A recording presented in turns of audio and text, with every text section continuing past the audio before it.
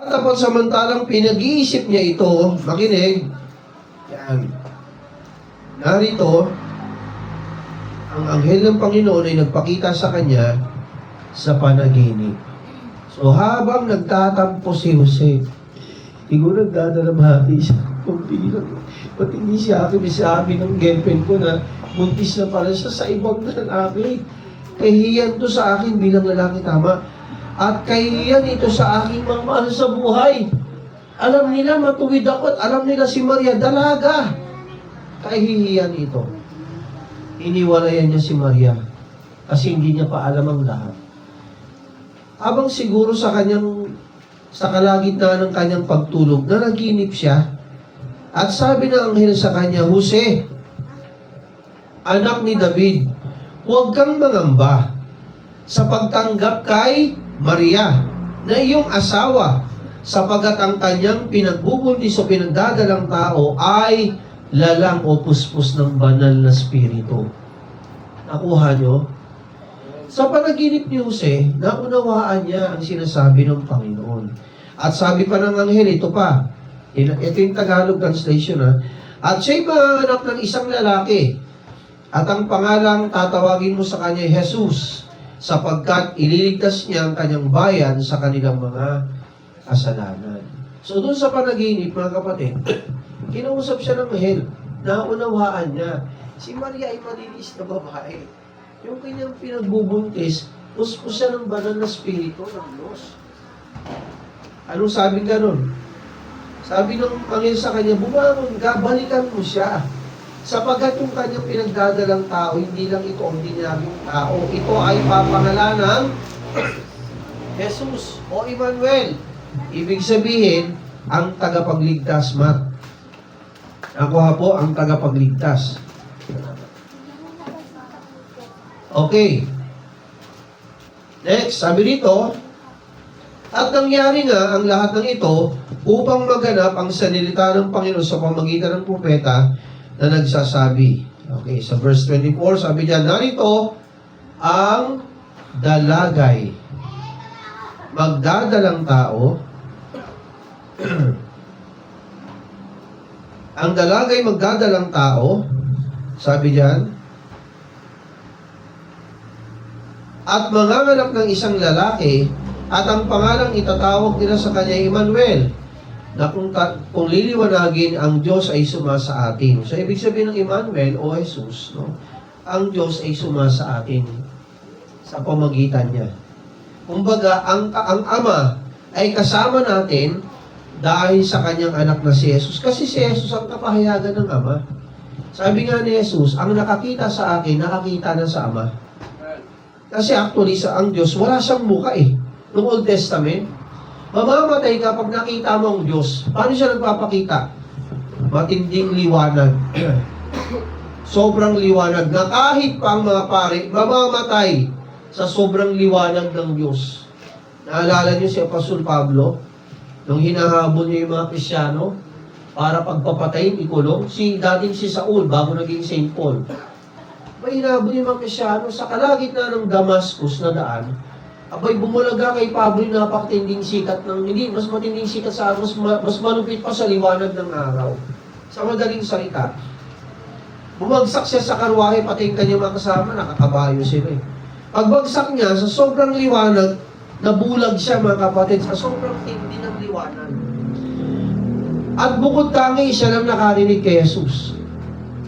Ano sabi ng tinig? Saulo, Saulo, bakit mo ako pinag-uusig? Ano sabi ni Saulo? Panginoon, sino ka? Ano sabi ng tinig? Ako si Jesus na yung pinag-uusig. Sipin mo, wala naman doon si Jesus kasi patay na doon si Jesus. Di ba? Nagkatawang tao na makita sa langit eh. Nakuha niyo mga kapatid? Panginoon, ang dapat kong gawin? Pumunta ka sa ganitong lugar, hanapin mo si Barnabas. Bibigyan ka niya ng pagkagaling sa yung mga mata. Kasi yung mata niya parang tinubuan ng mga kaliskis na bulag siya. At pagdating kay Barnabas, binautismohan siya. Simula nung tinawag na siyang Paul. Nakuha niyo mga kapatid. Okay. So, to cut the story short, dito na tayo. So, mula sa pagtutulog, nagbangon si Jose sa kanyang pagkakatulog at ginawa niya ayon si pinag-utos sa kanya ng anghel ng Panginoon at tinanggap ang kanyang asawa. Makinig po. Listen, nung malinaw na kay Jose ang lahat at nalaman niya na yung pinagbubuntis ni Maria, mga kapatid, ay puspos ng banal na spirito, anong ginawa ni Jose? Bumangon siya. At siya po ay bumalik sa kanyang asawa na si Maria. Excuse me. Yan na. Ayan, paawit ka ng isa. Pwede niyan, paawit ka lang muna ng isa. Okay lang po pasensya na. Ay, sorry.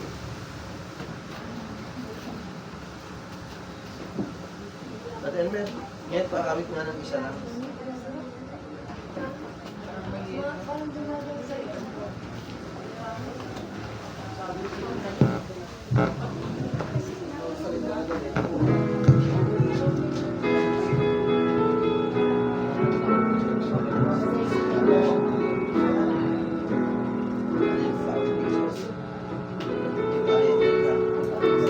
Natin ang salita ng buhay. Okay lang po, kahit ako po.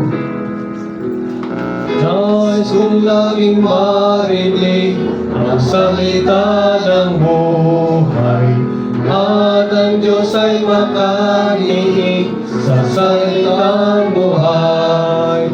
Buhay at kaligtasan at aking natutuhan, o kay ganda, o kay hinang ng salitang mula sa Diyos, o kay ganda, o kay hinang ng salita ng Diyos. Second verse.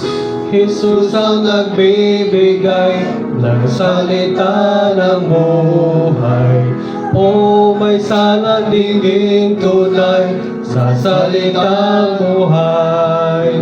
At ikaw ay sasapit sa tahanan sa langit, o kay ganda, o kay inang ng salitang mula sa Diyos, o kay ganda, o kay inang ng salita ng Diyos. Ang Ebanghelyo ay dinggin, ang salita ng buhay. Ang patawad ay kakamtin sa iyong tunay. At ikaw ay pasako kay Kristo manunubos, o kay ganda, o kay inam ng salitang mula sa Diyos, o kay ganda, o kay inam ng salita ng Diyos.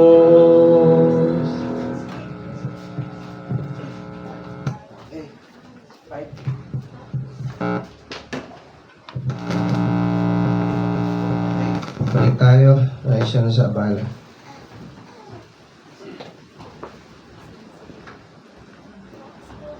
So yung mga kapatid, nung malinaw kay Jose na yung pinagbubuntis ni Maria ay puspos ng banal na spirito, agad siyang bumangon at binalikan niya si Maria. At sabi sa panaginip, pagbalik mo kay Maria, pumunta kayo sa Ehipto, ang sabi ng Panginoon. Okay, sundan natin Doon na tayo sa verse chapter 2. Nang ipinanganak nga si Jesus sa Bethlehem ng Judea, sa mga karawan ni Haring Herodes, sabi ng Panginoon kay Jose, bumangon ka, punta mo si Maria, at umalis kayo sa inyong lugar kasi birthday ni Herodes, ni Haring Herodes. Okay? At itong isisilang na bata ay ipapahanting ni Herodes para patayin. Yung ang Kristo, bakit? Ito yung kwento. Nang ipinanganak si Jesus sa Bethlehem ng Judea, sa mga karawan ni Haring Herodes, narito ang pantas na lalaki. Ang mga pantas ay nagsidating sa Jerusalem mula sa silangan at nagsisipagsabi. Pag sinabi nating mga pantas na lalaki, mga matatalinong lalaki, sila yung nagbabasa ng lokasyon ng mga bituin. Alam nila sa pamagitan ng bituin kung nasaan ang kanilang direksyon. matatalinong tao to, para bang sa panahon natin ngayon, mga astrologers, sila yung nagbabasa ng mga, basta yung sa mga ano, sa pamagitan ng stars, matatalino sila. Hindi po sila mga hari. Kasi, baguhin natin yung maling kiisipan, di ba? May kinakanta tayong mga Pilipino, may tatlong haring nagsidala, di ba? Kasi binase sa regalo. Kasi tatlo nga naman yung regalo, di ba? Ginto, ano pa, sumunod. Ang mira, tsaka frankincense. May mga simbolo yun, bakit yun binigay sa kanya. Tatlong tipo ang regalo. Tatlong uri, pero hindi ibig sabihin tatlong hari yung pumunta. Mga pantas silang tao. At ito yan, paglilinaw ko lang. Kasi, di ba, alam natin ang Jerusalem, ano yan mga kapatid, Arab countries, mga ano yan, disyerto o ganitong lupa. Disyerto yan. Sa kanila, nung time na yung marami ring tulisan, marami ring hold-upper, robbers, marami ring mamatay tao, kumbaga sa dagat, mga pirata. Hindi ka pwede mag-travelong ng 3 kayo, tapos nakakamel kayo, maglalakbay ko sa disyerto, tapos 3 lang kayo, papatayin kayo ng mga magnanakaw doon. Kaya mga kapatid, ito pong mga pantas na ito, sabi po ng mga storyan, marami silang kasama. Nagets yung mga kapatid, marami silang kasama. So kung marami kayo, hindi kayo pwede hold upin doon sa disyerto. Matatakot na lang ng mga hold upper, di ba, kung ilan lang sila. Okay. So sila yung nagsidating sa Jerusalem mula sa silangan. Okay, pwede ba nating basahin yung talatang 2, Tagalog? Sabay-sabay. Sige, hilingin natin mga lalaki. Brother, pakibasa yung lalaki, Tagalog. Sa number... Ayan mo, yung saan naroon. Saan naroon ang ipinanganak na hari ng mga Hudyo, sapagkat aming nakita ang kanyang bituin sa silanganan, at naparito kami upang siya ay sambahin. Yun. Hinahanap ng mga matatalinong lalaking ito yung ipapanganak o pinanganak na hari ng Israel. Okay. Base sa kanilang pag-aaral ng lokasyon ng mga bituin, dito sa lugar na ito, sa Jerusalem, pinanganak yung lalaking, yung bata, na magiging hari ng Israel. Pero, ang napagtanungan nila mali. Sino napagtanungan nila? Verse 3. Yung hari mismo na nandun kasalukuyan sa Jerusalem, sino yun? Si Haring Herodes. Si Haring Herodes, hindi naman mananampalataya. Actually, ang asawa ni King Herod o ni Haring Herodes, ng pangalan ay si Herodias. Si Herodias, ang kwento niyan ito sa history. Si Herodias, may asawa siya, ang pangalan Philip, na kapatid ni King Herod. Asawa niya si Herodias. Tama? So parang si Herod, si Philip, mag-ano sila? Magkapatid sila. Ulitin ko si Herod, si Philip, magkapatid. Si King Philip, magkapatid sila. Ang asawa ni King Philip, si Herodias. Anong ginawa ni Herod? Herodias yung babae na asawa ni King Philip. Anong ginawa niya? Inasawa niya yung asawa ng kapatid niya. Nakuha niyo? So mga kapatid, ganun kasama si Herod at si Herodias. Nagsama sila. O kumbaga, inagaw niya yung asawa ng kapatid niya. Okay? So sabi ni Herod, nagtatanong sa akin yung 3 pantas ng mga lalaki. Matatalinong lalaki yon. Mayaman, oo. Pero hindi sila hari. Ang napagtanungan nila mali, si King Herod. Ang sabi ni King Herod sa kanila, pakunwari, sabi ni Herod sa kanila,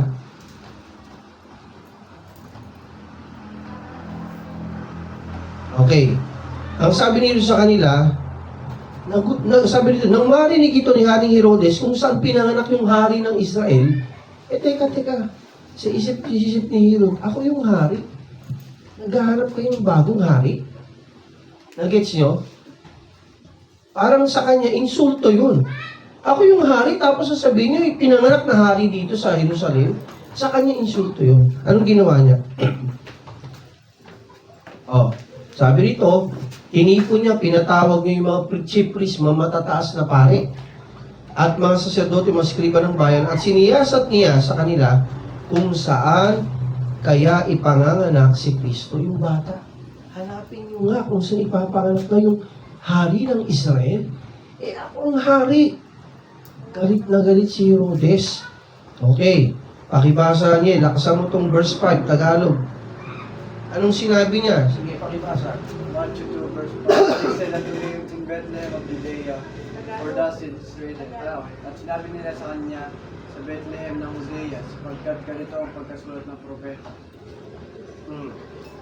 Tuloy mo yung verse 6 niya. Tagalog na lang yan, para mag-pitch tayo. At ikaw Bethlehem, na lupa ng Juda, saan namang paraan ay hindi ikaw ang pinakamaliit sa mga pangulong bayan ng Juda. Sapagkat mula sa iyo ay lalabas ang isang gobernador na siya magiging pastor ng aking bayan Israel. Ayun.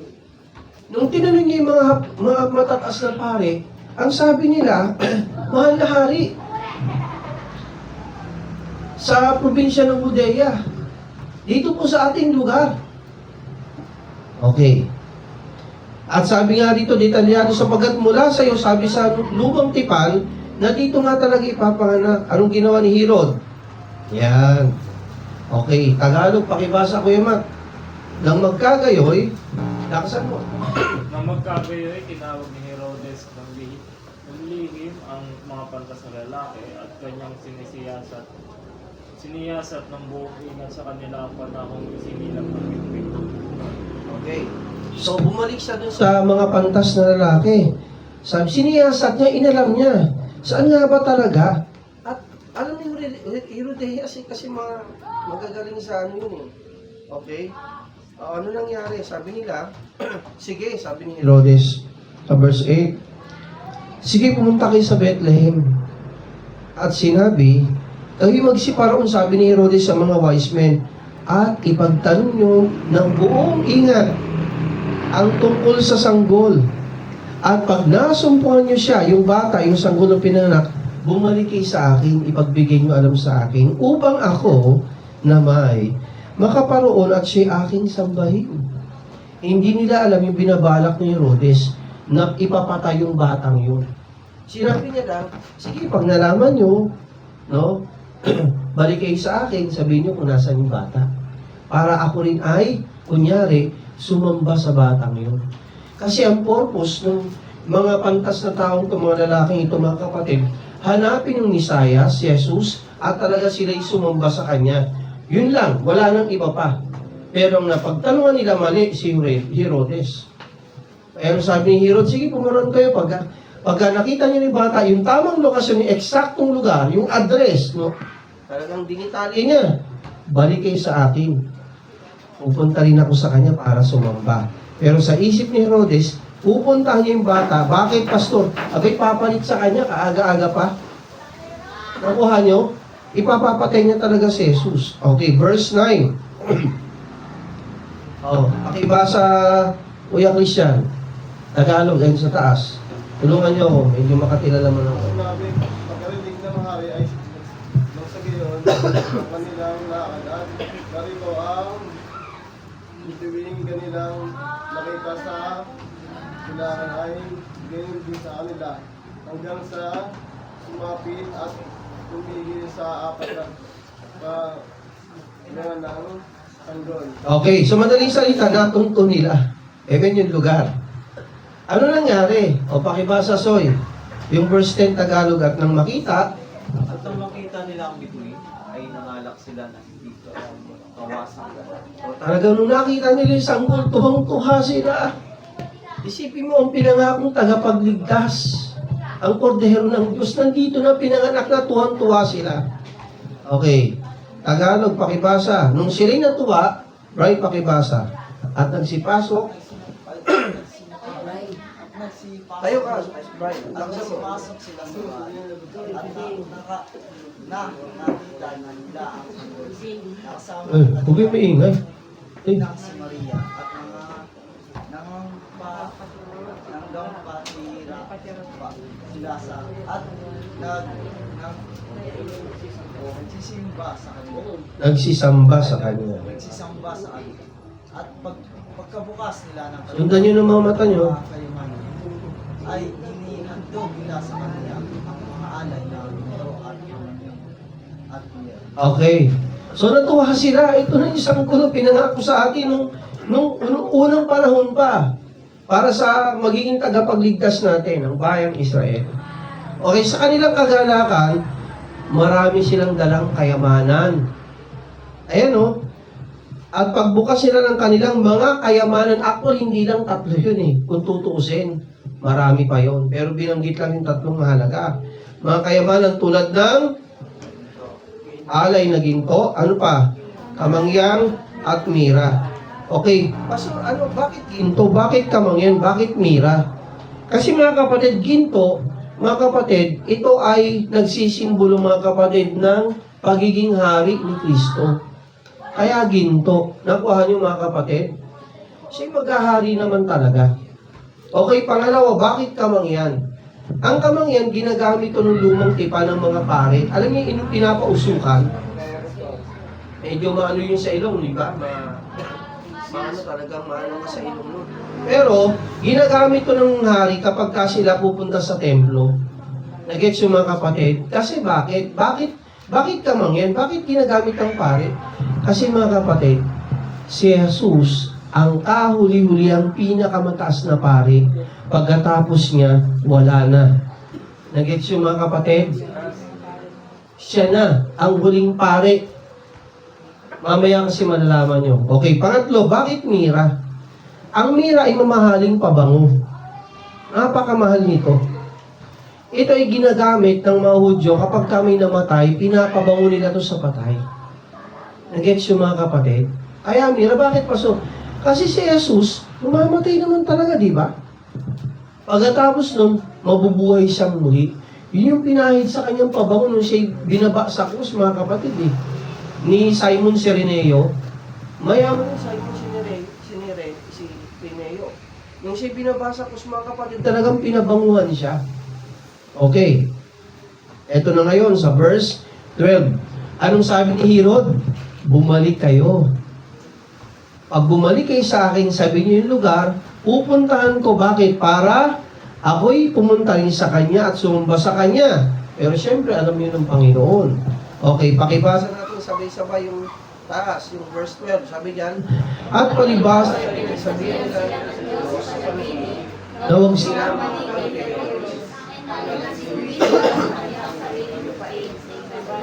Okay. O sabi ng anghel, habang sila'y natutulog na naginip, pare-pare sila ng panaginip. Sabi ng isa sa mga matatalinong lalaki ito, huwag na kayong bumalik kay Herodes. Kasi si Herodes ay may binabalak na hindi maganda sa bata. Bumalik na lang kayo sa umalis na lang kayo, dumaan na lang kayo sa ibang daan at kayo ay umuwi na sa inyong lupain. Okay. Eto ngayon mga kapatid. Nung hindi bumalik yung mga matatalinong lalaki kay Herodes, nagalit si Herodes. Ano ginawa niya? Namakalit nga sila, narito ang isang anghel, ang Panginoon, nagpakita kayo sa panaginip. Nagsasabi, magbangon ka. Pagkapanganak ka ni Maria, dalhin mo ang sanggol at ang kanyang ina, tumakas ka hanggang Ehipto. Di ba sa Bethlehem, sabsabong pinanganak si Jesus, sa probinsya ng Judea, tama? Sa Uda. Okay, sabi ng anghel, umalis yung mga matatalinong lalaki, ay, Jose, bangon ka. Tumalilis kayo ni Maria, mabilis kayong lumikas sa lugar na ito, at pumunta kayo sa Ehipto. Bakit? At pumunta hanggang sabihin ko sa iyo sapagkat ihahanapin ni Herodes ang sanggol upang siya'y uksain. So, nag-gets yun na. Bakit si Herodes pinapadaan yung yung mga matatalinong lalaki para patayin si Jesus. At siya'y nagbangon, dinalang sanggol at ang ina nito sa kinagabihan papuntang Ehipto. Gabi sila umalis para walang makapansin sa kanila. Okay, at lumuon hanggang pagkamatay ni Herodes upang maganap ang sinasabi ng Panginoon mula sa pamagitan ng propeta. Nagsasabi, mula sa Ehipto, tinatawag ko ang aking anak. Okay. Ano nangyari sa nung si Herodes ay, puntahan natin yung nangyari kay Herodes. Okay, pakibasa nga ito, Kuya, sino hindi nababasa? Okay, Alden, pakibasa.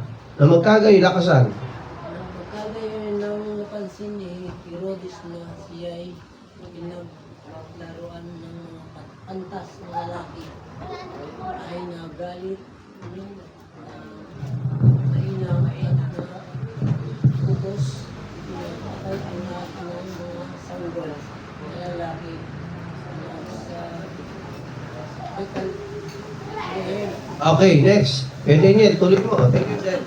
Bethlehem at sa Daniel. At sa buong palibot-libot noon, mula sa gulang na 2 taon hanggang sa baba, Pakinggan niyo, ha? alinsunod sa panahon ng kanyang maingat na pagkasiyasat sa mga pantas na lalaki. Okay.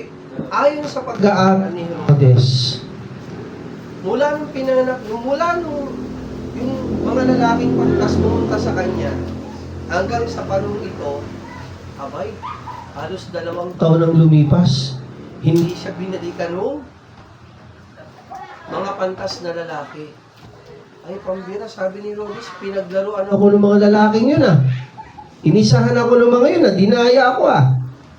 Okay, dito tayo sa verse 17. Brother Elmer, pakibasa, Tagalog, verse 17. Verse 17, nang magkagayoy, naganap ang sinalita sa pamamagitan ng propeta Jeremias na nagsasabi, Okay, so, sa pag-aaral ni Herodes, 2 taon ang lumipas. Hindi na bumalik yung mga pantas. Tama? Kay Herodes, mahalaga yun sa kanya. Kasi siya ang hari. Gusto niyang malaman kung sino yung papalit sa kanya. Para ito ay uksain. Okay, Brother Elmer, pakituloy mo. So, anong ginawa ni Herodes? Sa paikot sa Jerusalem ng mga kapatid, sa Bethlehem na yon, lahat ng 2 years old pababa. Anong ginawa ni Herod? Tayo ka, Brother Elmer, pakibasa. sa isang tinig ay narinig sa Rama, pananangis at kalagim-lagim na iyak. Tinatangisan ni Raquel ang kanyang mga anak at ayaw na siyang maaliw sapagkat sila'y wala na. Okay, nung panahon kasi ni Rachel, mga kapatid, siyempre, mga ina, pag namatay ang anak, anong gagawin? Iiyak. Okay, eto na, ang kalokohan ni Herod. Sabi diyan, basahin natin sabay-sabay. Ngunit, okay, sabi dito,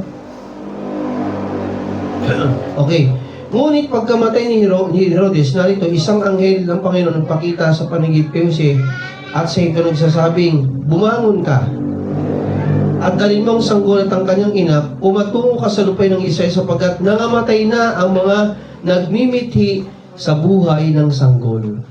Ano nangyari? Anong ginawa ni Herodes? Lahat ng bata na nandun sa Bethlehem, mga kapatid, na 2 years old pababa, ayon sa kanyang pag-aaral mula nung nagtanong sa kanyang mga pantas na lalaki. Anong ginawa niya? Pinagpapatay ni Herodes. Kaya sabi ron sa Old Testament, si Rachel umiiyak sa kanyang mga anak. Eh, pambira, ikaw ba naman, ina, pasukin ka sa bahay, anak kong 2 years old pababa, may 2 years old kang pababa. Alam niyo kung paano ginawa yung mga batang patayin? Hinagis pataas, tapos pinagsisibat. Ganong katindi si Herod nung time na yun, mga kapatid. Sinong ina ang hindi tatangis? Eh, kung may daang sanggol yun, mga kapatid, higit sa daan. Bawat tahanan may mga anak eh. Basta 2 years old lalaki pababa, pinagpapatay ni Herodes. Ganon siya kasama. Kaya nung si Herodes namatay, hindi ko alam kung siya nagkasakit, tumanda, no? Wala kasing binanggit ditong malinaw. Pero nung ito'y patay na, si Herod, nagpakita ulit sa panaginip yung anghel kay Jose. Jose, yung mga humahanting sa anak niyo, kay Jesus, patay na. Makakabalik na kayo ng safe sa Jerusalem. Nagets yung mga kapatid. Yun ang istorya ng kapanganakan ni Kristo. Masalimuot. Nakuha nyo? Nakuha ba natin? Okay. Pahapyaw. So, ano bang dahilan? Bakit siya pinanganak si Kristo? Bakit siya tinawag na Jesus? Bakit siya tinawag na Emmanuel? So, tinawag siyang Emmanuel sapagkat siyang ating tagapagligtas. Wala nang iba. Sabi nga ng Bible, walang ibang pangalan sa silong ng langit para ang tao'y maligtas. Hindi sa relihiyon. Napakaraming relihiyon sa mundo. Minsan nakakalungkot, gamit-gamit pang pangalang Kristo. Pero bula ang relihiyon naman. Amen? Nakakalungkot mga kapatid. Nangangaral din, hawak nila Biblia. Parehas nating Biblia. Biblia ko no, pero ibang version nila. Dinoktor na nila. Mga kapatid, kung may tunay, ay peke. Wala pong ibang tagapagligtas, hindi relihiyon, dahil lahat ng utos ng Diyos natupad mo. Hindi dahil mabait ka, lahat tayo pinanganak na makasalanan, maliban lang kay Kristo. Pastor si Maria, makasalanan din. Ordinaryong babae lang siya, kagaya ng ating mga magulang. Ang nakakalungkot, mga kapatid, sa ating bayan, na itaas masyado si Maria. Alam mo ba nung si Jesus 12 years old, di ba nawala siya? Kasi nagbabayad sila taon-taon ng taksa sa Judea, di ba? Abay mula sa Nazaret, punta sila sa Judea. Bayad sila ng tax. Abay, kasama ni Maria si Jose, saka si Jesus, saka yung mga kamag-anak nila magbayad din ng tax kay si Sam. Abay, pag uwi nila, akala nila kasama nila si Jesus. 12 years old doon si Jesus. Abay, ilang araw na lumipas. Hindi nila makita si Kristo. Ano nangyari? Bumalik sila dun sa Jerusalem. Mga kapatid. Bumalik sila dun sa lugar na yon. Ano nangyari? Hinahanap nila si Jesus. Ilang araw nang nakalipas. Nakita nila sa Jesus sa templo, nagtuturo sa mga matatandang tao na mga doktor ng theology. Anong sabi ng matatandang tao? Ang tali-talino ng batang to, saan galing ang kanyang karunungan? Kasi hindi pa nila kilala si Kristo eh. Eto na ngayon si Maria. Anak, ilang araw ka namin hinahanap. Alalang-alala na kami sa iyo. Siyempre, bilang nanay, tama? Nag-aalala naman talaga. Anong sabi sa kanya ni Jesus? 12 years old si Jesus. Babae. Hindi niya tinawag si Mariang nanay. Tinawag niya si Mariang babae. Hindi mo ba alam, babae, na dapat nasa templo ako ng aking ama? Ano yun? Walang galang si Kristo. Bago pa si Maria, nandun ang Panginoong Jesus eh. Nakuha niyo mga kapatid, proseso lang kailangan siyang isilang. Sapagat yun ang nasusulat sa Biblia. Pagkatapos ng pag-edad niya ng 30 at kalahating taon, ipapapatay siya sa krus ng Kalbaryo bilang ating manunubos. Okay, meron pang isang account. Kasalan sa kana. Kasalan to ng bago mag-asawa. Naubusan ng alak. Kasi ang alak dati, hindi sa kagaya ng alak natin nakakalasing ngayon, ha? Na liquor. Dati wine. Katas to ng ubas na puro, fresh. Malusog sa katawan. Nakuha niyo mga kapatid, malusog ito. Naubos yung alak. Si Maria lumapit kay Jesus. Wala na silang alak. Di ba? Kasi nung time hindi pa naghihimala si Jesus, hindi pa siya gumagawa ng himala. Ano sabi ni Jesus sa kanya? Babae. Hindi niya tinawag ni Maria. Nasa 30 na siya nun nito. Ano sabi ni Jesus sa kanya? Babae. Hindi pa ito ang tamang oras. Ano yung walang galang si Jesus? Ginamit lang yung tiyan ni Maria, sinapupunan niya, nakuha niyo. Pwede namang ibang babae gamitin ng ama eh. Mapalad lang si Maria. Nakuha niyo. Okay, anong ginawa ni Jesus? O dahil kumbaga, sabi ni Jesus, hindi pa itong panahon, pero nag-request yung kanyang kumbaga, physical na nanay. Bilang tao ha, hindi bilang ina ng Diyos, no? Wala naman kasing nanay ang Diyos eh. Si Kristo, Ama, meron. Okay, anong sinabi niya sa mga tauhan, mga alipin, kuha kayo ng mga banga. Kasi mga pinagyan ng alak, mga ubus na. Lagyan niyo ng mga tubig, saan sila kuha ng tubig? Siyempre sa balon, tama? Abay, nanalangin si Jesus. Pagkatapos ng manalangin, mga kapatid, ano na nangyari? Pagkatapos manalangin, tinikman niya yung mga tubig sa banga. Pinapuno ni Jesus yung lahat. Ano nangyari? Anong sabi ng mga tao? Bakit ngayon lang hinain ang pinakamasarap na alak? Yung kanina wala pero ito ngayon, special na alak ito. Yun yung kauna-unang himala o miracle ni Jesus na ginawa. Nag-gets yung mga kapatid? Okay, huling-huli. Nung si Kristo ay nakapako sa krus ng Kalbaryo, nung siya'y malapit ng mamatay, sinong katabi ni Maria? Sino man sa mga apostol ang kanyang katabi-tabi? Si John the Beloved. Si John the Beloved, hindi naman siya sipsip. Pero ito yung pinakamalapit kay Jesus. Siya yung nakakasandal kay Jesus ng ganun. Bukod sa 11, mga kapatid, si John the Beloved yung taging nakakaganong kay Jesus, nakakasandal sa kanya. Very close siya, si John.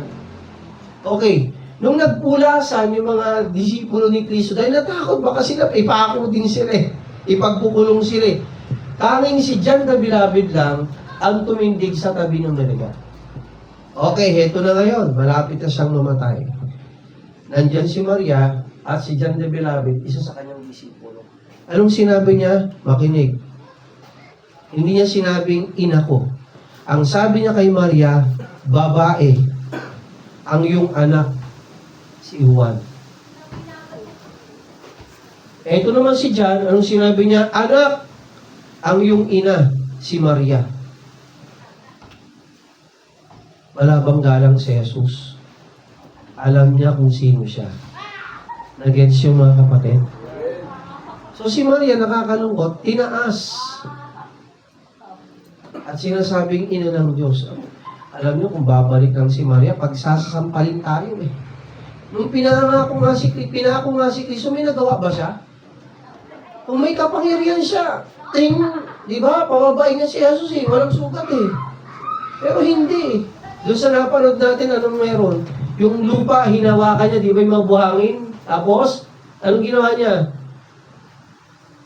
Nilaglag niya yung mga buhangin, di ba sa lupa? Kasi wala rin siyang magagawa. Kasi si Maria, tao lang, kagaya na nating mga nanay na babae. Wala siyang magagawa, wala siyang magawa. Yung alak na, hindi niya nagawa. Yung tubig nga sa balon, hindi niya naging At kahit kay Jesus, ang tinawag siya nung siya 12 years old, babae, 30 years old, babae, tapos nung bago siya matay, babae. Si Maria walang reklamo Kasi alam niya ang kanyang posisyon. Hindi siya mas mataas kay Jesus.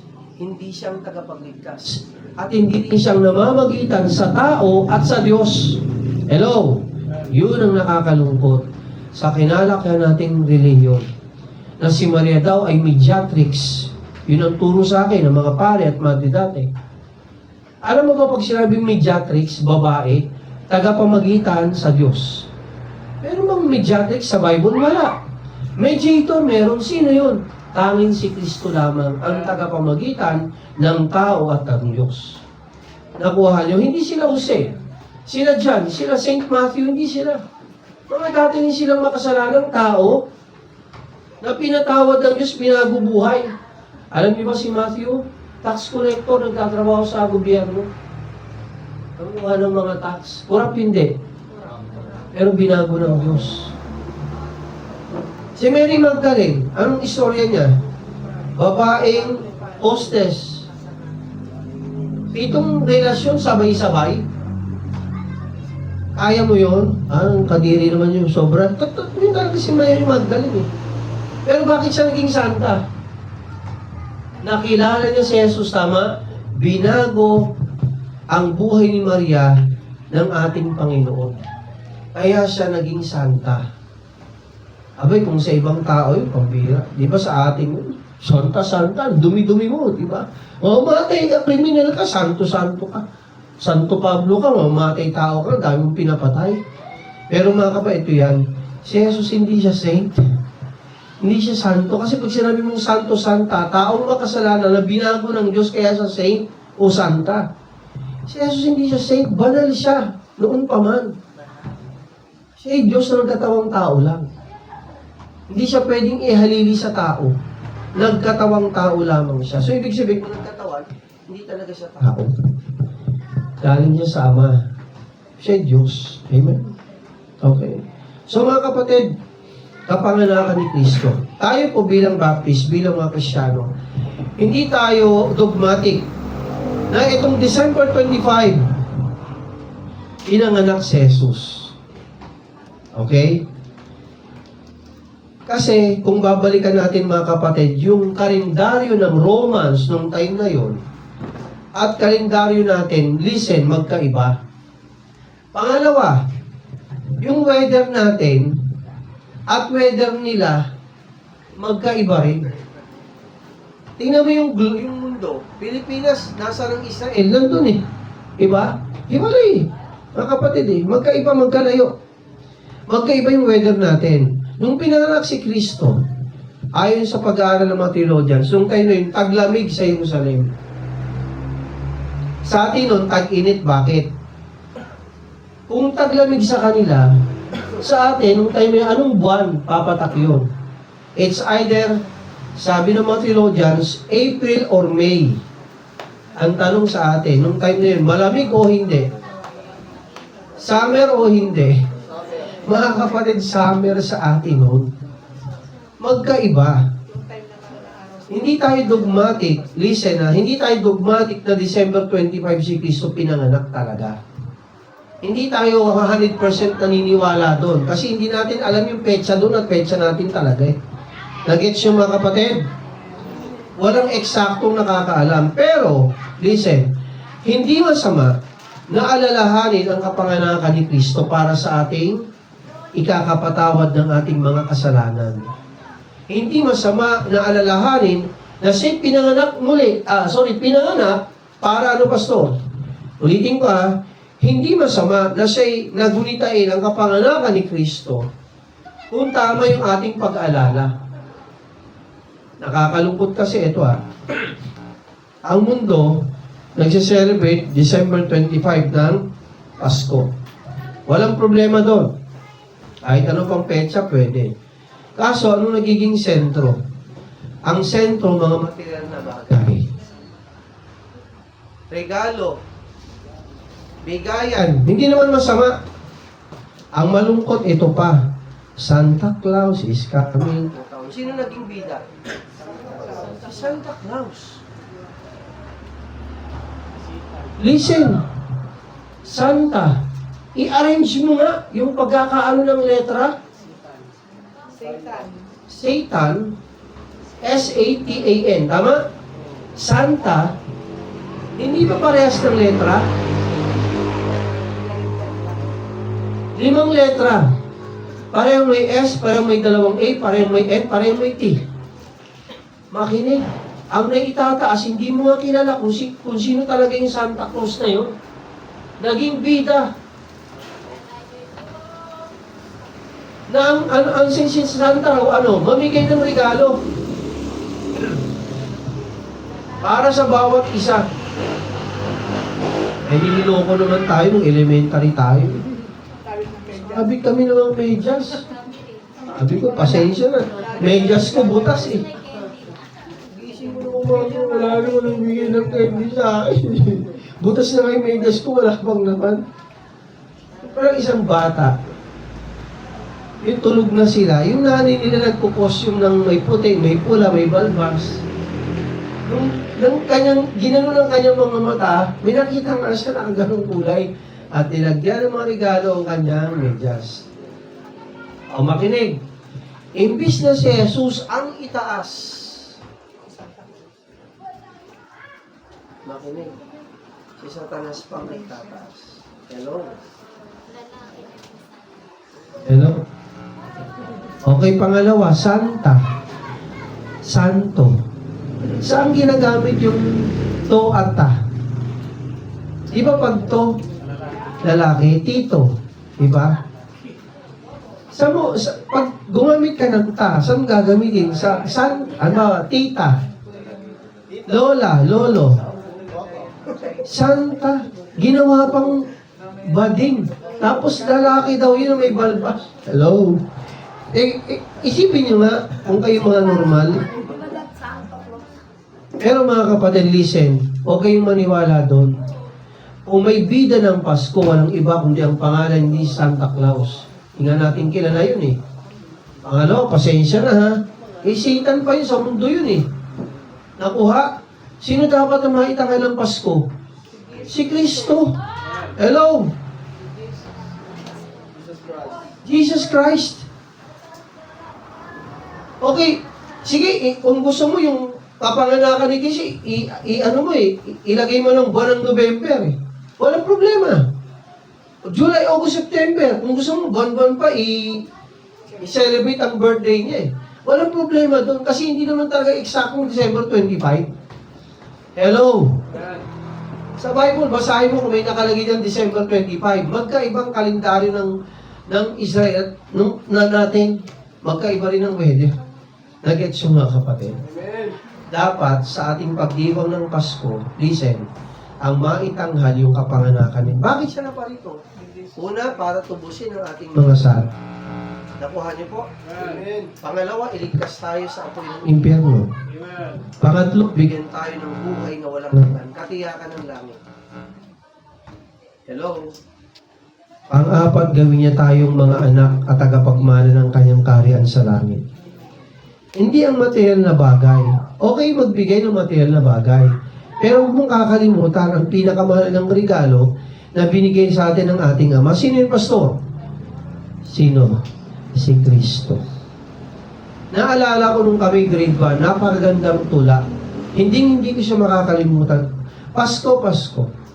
Maganda ang damit kong araw ng Pasko. Diba?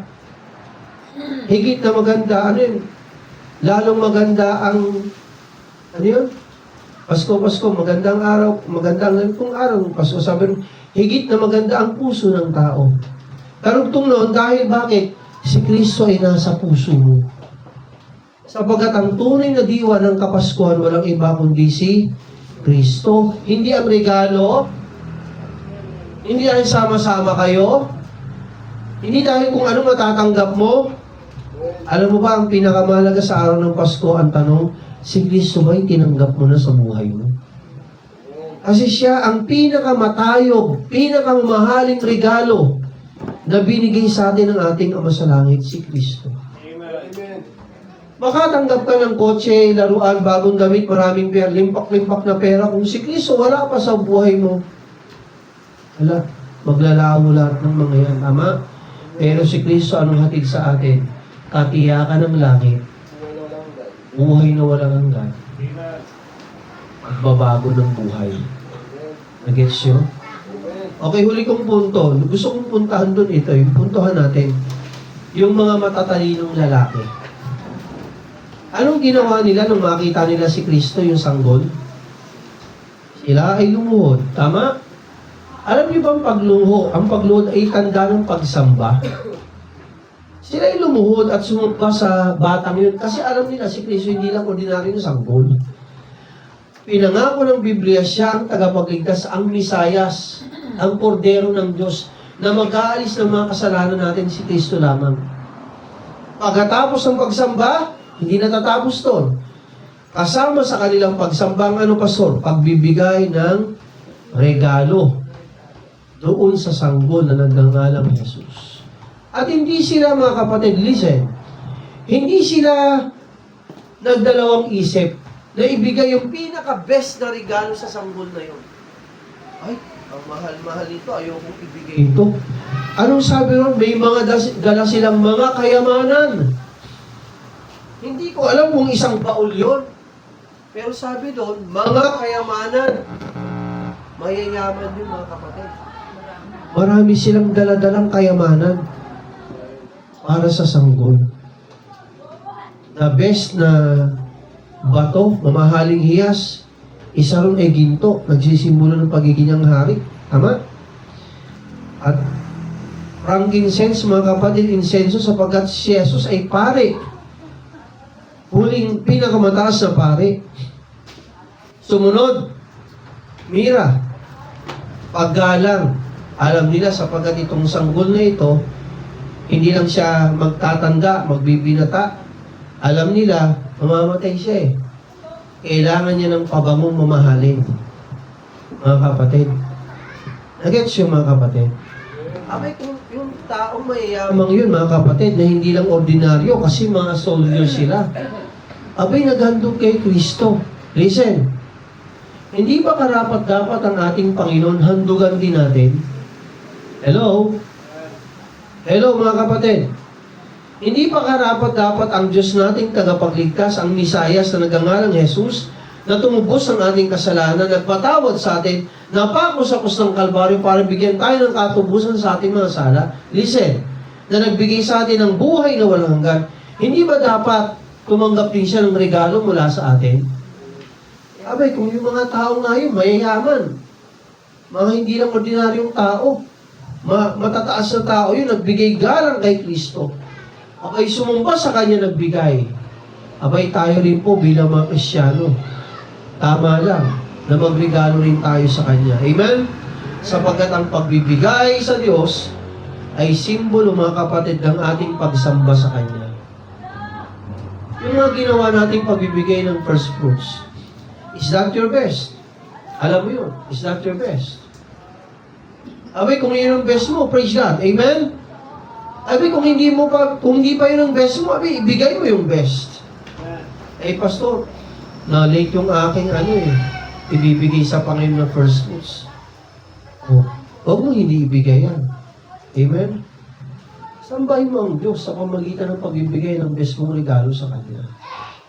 Okay. So, bukod sa salapi, bukod sa mga bagay na meron tayo sa mundong ito, worthy ang Diyos, tama, tumanggap ng mga ganong regalo. O yung buhay mo, binigay mo naman sa Panginoon. Kasi ako'y naniniwala, kapag yung buhay mo, hello, kapag yung buhay mo, binigay mo sa Diyos yung puso mo, madali na lang magbigay ng material na bagay. Hello?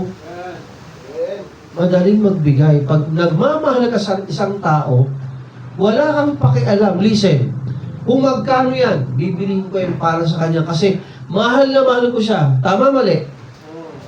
Ang mga lalaki nanliligaw dyan, estudyante, huwag muna ha. Wala pa kayong pambiling mamahalin na regalo. Huwag muna, mga binata, mga dalaga, huwag muna tatanggap, no? Aral lang muna. O listen, ang the best na regalo may bibigay mo kay Kristo, yung buhay mo, yung puso mo. Kasi pag ang buhay mo at puso mo, binigay mo sa Kanya, madali na lang magbigay ng salapi, material na bagay sa ating Panginoon. Nag-gets mo, kapatid? So, ang pinakamandang regalo may bibigay mo sa Kanya, kay Jesus, yung buhay mo, yung puso mo. Nawa, mga kapatid, itong taong darating, paglingkuran natin ng Diyos. Amen? Huwag lang yung iilan na naglilingkod lang sa Panginoon. Huwag lang si pastor na lang si pastor. Huwag na lang si Brad, si sis. Huwag lang kami. Abay, lahat tayo dapat maglingkod sa Diyos. Amen? Maglaan ng panahon, oras sa ating Panginoon. Sa panahon ito, hindi kayo naglilingkod, nakaupo kayo. Ang naglilingkod sa inyo, sino pastor? Ikaw, pastor. Kayo nakikinig. O pag kayo ba'y nakaupo, naglilingkod na ba kayo sa Diyos? Hindi. Sumasamba, nakikinig. Pero ang paglilingkod, ibig sabihin ginagawa ka para sa iba. Abay, dalangin ko mga kapatid, itong 2025 na parating, o bago matapos to, pwede mo paglingkod na natin ng Diyos sa ating best, amen, ang ating best. Okay. Pastor, patapos ang taon. Paano kung makakapaglingkod sa Diyos? Di ba magtitipon-tipon kayo mag-anak? Hello? Hindi mo ba pwedeng ibahaging kabutihan ng Diyos sa kanila? Paglilingkod yun sa kanila eh. Aba, yung may bahagi mong salita ng Diyos sa iyong mga sa buhay, paglilingkod po yun mga kapatid. Ikwento mo yung paano pinanganak si Jesus, bakit siya pinanganak, bakit siya nabuhay muli, kwento mo sa mga mo sa buhay. Kasi kailangan din nila si Kristo. Amen? Huwag nating ipagdamot, huwag nating ipagkait si Kristo ang ating tagapagligtas na kailangan ng bawat isa. Lalo pa sa mga mahal natin sa buhay, kaibigan, na wala pa kay Kristo. Nakuha niyo mga kapatid? Abay, magkakahiwalay tayo halos isang linggo bago di ba? Mag-December 25 o bago magbagong taon. Nawa, ikwento natin yung kabutihan ng Diyos sa ating mga sa buhay. Amen? Nahihiya ako, wala akong pangregalo sa mga kamag-anak ko. Teka, mayroong regalo na hindi mo kailangan gumastos ng pera. Ano yung pastor? Ikwento mo si Kristo sa kanila. Sapagkat pag tinanggap nila si Kristo, mga kapatid, natanggap nila ang mamahaling regalo, pinakamataas, pinakamamahalin, pinakamaganda, pinaka-special na regalo na bigay ng ating Ama, ang kanyang bugtong na anak na si Jesus. Amen? Wala man tayo, hindi man tayo ganun kayaman sa mundong ito. Pero praise the Lord, meron tayong Kristong tinanggap na binigay ng kanyang Ama sa langit. Amen? So tayo pong lahat ay tumayo, tayo pong lahat ay manalangin. Lahat ay tumayo, tayo pong lahat ay manalangin. Aming Ama, Diyos naming banal, purihin ka, Panginoon, sa araw na ito. Maraming salamat, Panginoon, sa patapos na taon. At muli sa aming paggunita, na misang pinanganak ka sa mundong ito, upang kami ay matubos sa aming mga sala, maligtas sa katiyak na kapahamakan sa apoy ng impyerno. Magkaroon kami ng buhay na walang o katiyakan ng langit. Maging kami mga anak mo, tagapagmana ng karaan sa langit. Panginoon, salamat po. Lord, dalangin ko na pagbalik namin sa mga tahanan namin, ikwento po namin ang istorya mo, O Jesus, sa aming mga sa buhay. Mga kamag-anak, mga kaibigan, sa aming pagtitipon ng pamilya, kunitain namin, O Ama, ang kabutihan mo sa amin ng isang binigay mong yung bugtong na anak na si Jesus upang kami ay magkaroon ng kaligtasan sapagkat ang tunay na diwa ng basto, hindi ang material na bagay, hindi ang pera, hindi ang mga regalo, hindi sa Santa Claus, hindi ang Coca-Cola, o sino mang bagay o anumang bagay sa mundong ito. Sapagkat Panginoon, ang tunay na diwa ng Pasko, Jesus, ay tanggapin ka sa puso, sampalatayanan ka ng bawat taong makasalanan. Upang sila rin po ay magkaroon ng katiyakan ng langit at buhay na walang hanggan. Sila po'y masalba ang kanilang kanon at buhay sa apoy ng impyerno at wag pong mapahamak doon. Lord, dalangin ko, yung regalong ito, Jesus, ikaw ng Ama, ibahagi rin po namin sa iba. At dalangin ko, Panginoon, sa umagang ito, ang mga kapatiran, ibigay po nila ang kanilang mga buhay sa inyo, Panginoon. Huwag po namin ipagkait ang aming mga buhay, lakas, puso, kaisipan sa iyo, Panginoon. Dalangin ko, Panginoon, kausapin niyo po ang bawat isa. Habang nakayo at nakapigit ang bawat isa. Habang nakayo at nakapigit ang bawat isa. Mga kapatid, habang nakayo at nakapigit ang bawat isa, ayun po ay bibigyan ko ng ilang sandali. Kausapin natin ang Panginoon. Itong taong patapos at paggunita natin ang pag-ibig sa atin ng Diyos, alalahanin natin, Lord, meron man kaming pagkukulang sa iyo. Ako po personal, patawarin mo po ako. Kung meron tayong mga nagawang mali, sala sa Diyos, ay siya sa atin ating mga sarili. Humingi tayo ng tawad sa Diyos. Amen? At kung gusto mo magpasalamat sa Diyos sa lahat ng kanyang kabutihan, abay, pagpasalamat natin ito. Okay? Kasama-sama po tayo manalangin. Kayo po'y bibigyan ko ng ilang sandali. Pwede pong lumapit sa unahan. O pwede dyan sa akin, upuan mo, kinatatayuan, kausapin mo ang Panginoon. Sama-sama tayong manalangin. Sige po.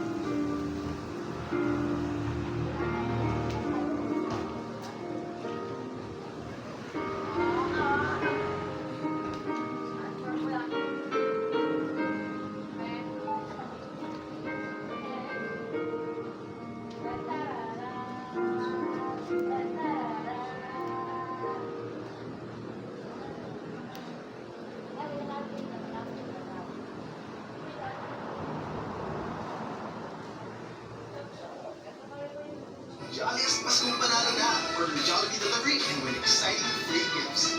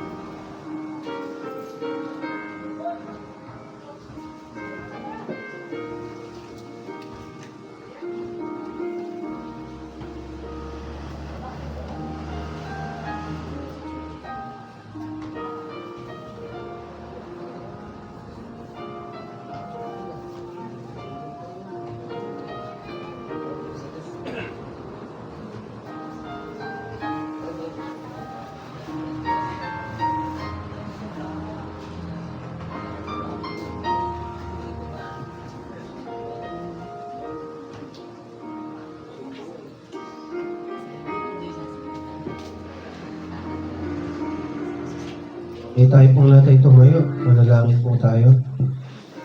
So stand. Aming Ama, Diyos naming banal.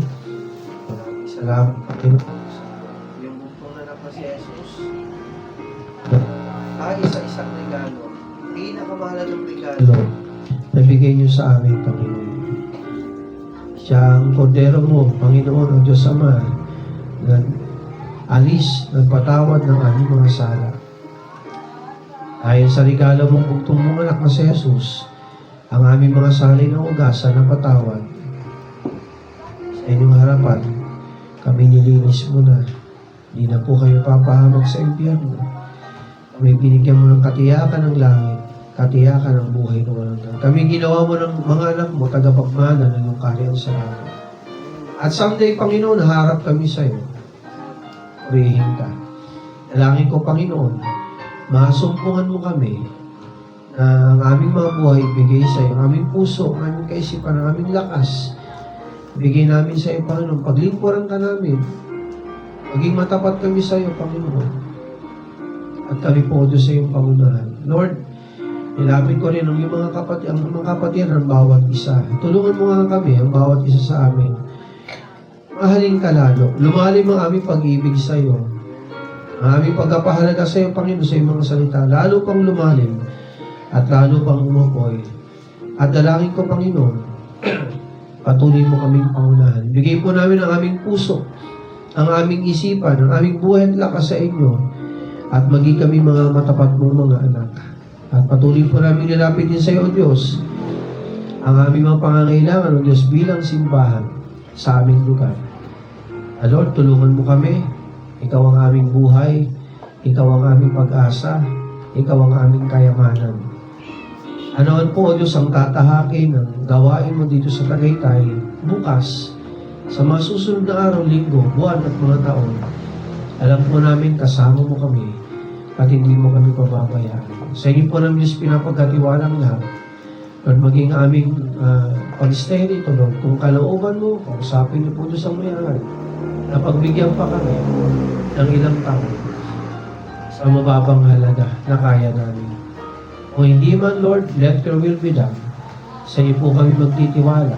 Hindi mo kami pababayaan. Sapagkat kasama ka namin gaya ng iyong pangako.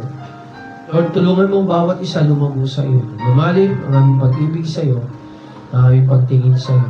Unahin ka namin lagi sa aming buhay sa araw-araw. Salamat po muli, O Diyos. Pagpalain niyo po silang mga nakapagbigay na ng kanilang mga first fruits, ang kanilang mga unang bunga sa iyo. At bilang regalo at pagsamba sa iyo, Panginoon. Ganon din po silang mga wala pa. At ahabol, pagpalain niyo po sila, Panginoon. Ibigay din nila ang kanilang mga commitments sa iyo. Pagpalain ng bawat isa sa amin, itong aming dalangin at samot. Sa ngalan ni Jesus. Amen. Okay, be seated. Ay po lahat tayo po. Brother Daniel.